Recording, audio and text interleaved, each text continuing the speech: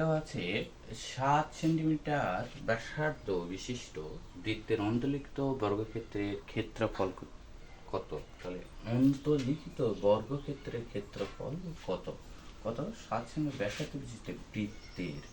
তাহলে একটা বৃত্ত প্রথমে দাগায় নিই, এটা হলো বৃত্ত, এটার হলো দৈর্ঘ্য 7 সেন্টিমিটার, এটার দৈর্ঘ্য হলো কত 7 সেন্টিমিটার, পুরোটার দৈর্ঘ্য 7 সেন্টিমিটার। আর এই মাঝখান দিয়ে একটা বর্গ অঙ্কন করা আছে।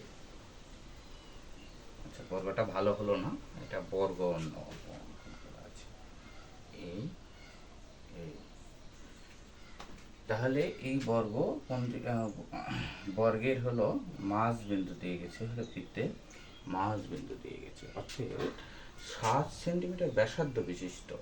তাহলে ব্যাসার্ধের 2 গুণ হলো ব্যাসার্ধের হলো 2 গুণ। তাহলে বৃত্তের অন্যের দৈর্ঘ্য যা হবে বৃত্তের ব্যাস এর দৈর্ঘ্য এখন বর্গের কর্ণ সমান বর্গের কর্ণ সমান বৃত্তের ব্যাস।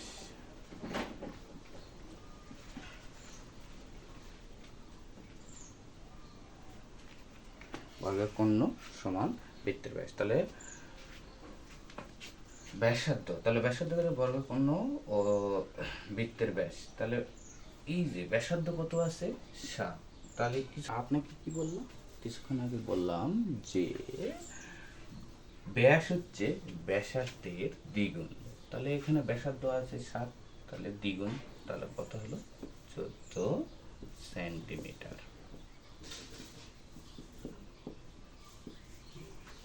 বুঝতে পেরেছেন? এখন কর্ণের, তাহলে কর্ণের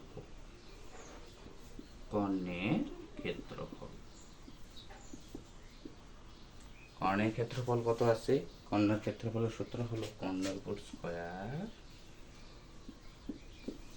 ভাগ কত বলেন ভাগ কত? ভাগ হলো 2।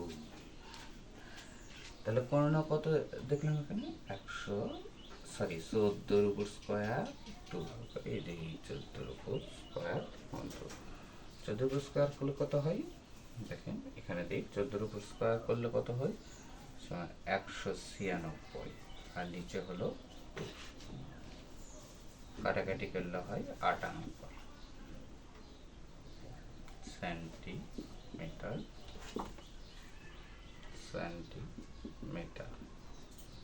সেন্টিমিটার। এগুলো তো হবে সেন্টিমিটার, এটাই